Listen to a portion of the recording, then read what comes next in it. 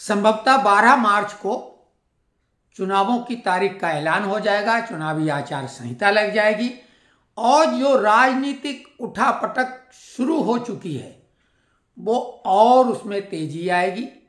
Ticket वितरण शुरू हो गया है, अपनी अपनी पार्टियों के लोग टिकट बांटने लगे हैं, इधर से उधर जाने का अभी और शुरू हो जाएगा दौर। लेकिन इस बीच में हम एक महत्वपूर्ण चर्चा करने जा रहे हैं कि कभी कभी एक ऐसा व्यक्ति जो बिल्कुल विश्वसनीय नहीं होता लेकिन वो बोलता है वो सच हो जाता है। और ये कहावत है कि 24 घंटे में एक बार माँ सरस्वती हर एक की जुबान पर विराजती हैं। याद करो, ममता बनर्जी ने एक स्टेटमेंट दिया था कि कांग्रेस 40 सीट भी जीत ले तो काफी होगा, और ये बात उनकी सच हो जाएगी, ऐसा हमारा मानना है। और ये हमने पहले भी कहा था कि कांग्रेस का सर्वकालिक घटिया प्रदर्शन इस चुनाव में होगा। वो सारे कारण उन्होंने मजबूती से तैयार किए हैं जिससे वो अधिकतम पीछे जितना जा सकती वो पार्टी जाएगी और बीजेपी सर्वकालिक सर्वश्रेष्ठ प्रदर्शन अपना करेगी, 303 से आगे जाएगी और वो 370 का जो लक्ष्य है उसके इर्द गिर्द पहुंचेगी। 350 तक तो जाना बिल्कुल तय है। दूसरा, राहुल गांधी जैसा व्यक्ति जो क्या बोल देता है शायद उसको भी नहीं मालूम होगा कि वो क्या बोलेगा या उसका क्या अर्थ है। राहुल गांधी ने भी पहले जो भारत जोड़ो यात्रा शुरू की थी, फिर ये न्याय यात्रा बोला, फिर बोला भारत जोड़ो न्याय यात्रा, लेकिन बीच में उन्होंने बोला कि नहीं ये अन्याय यात्रा है। तो अब आप तो खुद देख लो, उनके जवान पे भी मां सरस्वती विराज गई, अन्याय यात्रा ही है ये। जो संदेश खाली में घटनाएं हुई हैं, आजाद इतिहास में ऐसी घटनाएं इतने बड़े स्तर पर कभी सामने आई हैं क्या? कश्मीर को अगर छोड़ दिया जाए, लेकिन यहां पर आदिवासी महिलाओं के साथ अगर एक भी घटना कहीं हो जाती तो भूचाल आ जाता है। ये विपक्षी खेमा वहां अपना तीर्थ बना लेता है, यात्राएं शुरू कर देता है, उससे हमदर्दी कितनी होती है तो बात की बात है।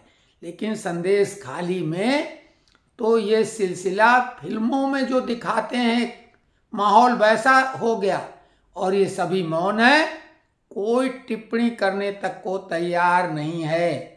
दूसरी तरफ कांग्रेस के सुशासन की स्थिति क्या है? कल आपने देखा कर्नाटका में रामेश्वरम कैफे में बम ब्लास्ट हो गया और उसमें कई लोग बुरी तरह से घायल हो गए। अभी तक कोई की मृत्यु नहीं हुई, लेकिन हो भी सकती है कि गंभीर रूप से लोग घायल हैं। आप ये अनुमान लगा लो कि जब राज्यसभा सदस्य उनका चुनाव जीतता है तो विधानसभा के परिसर में नारे लगते हैं पाकिस्तान जिंदाबाद। उसको कांग्रेस नकारती है और बोलती कि इसकी फॉरेंसिक जांच होगी। फॉरेंसिक जांच में भी प्रूव हो गया कि नारे लगे थे और व्यक्ति भी चिन्हित हो गया। अब आप सोच लो कि ये कांग्रेस का चाल चरित्र और चेहरा क्या था, उजागर तो हो ही चुका है, लेकिन क्या ऐसा चाहते हैं? एक तो देश को वो बंटवारे की बात फिर करने लगे, दक्षिण भारत को अगर अलग देश बनाने की बात भी चल रही कांग्रेस की मर्जी से, सत्य सनातन को गालियां दी जा रही हैं, राष्ट्रगान राष्ट्रगीत का भी अपमान हो रहा है। मतलब देश विरोधी मानसिकता कांग्रेस की थी, है और रहेगी।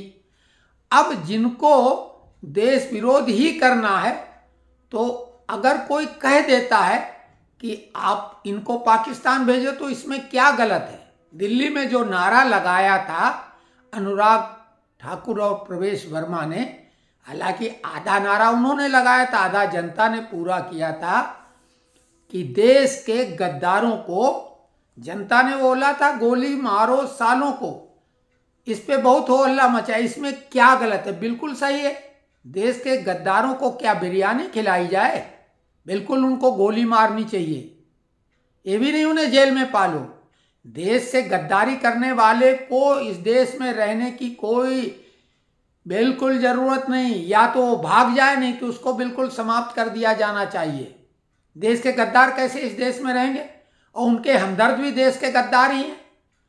इसमें लाग लपेट बिल्कुल नहीं होनी चाहिए, स्पष्ट संदेश दिया जाना चाहिए जनता के द्वारा। वो जनता ने कहा था।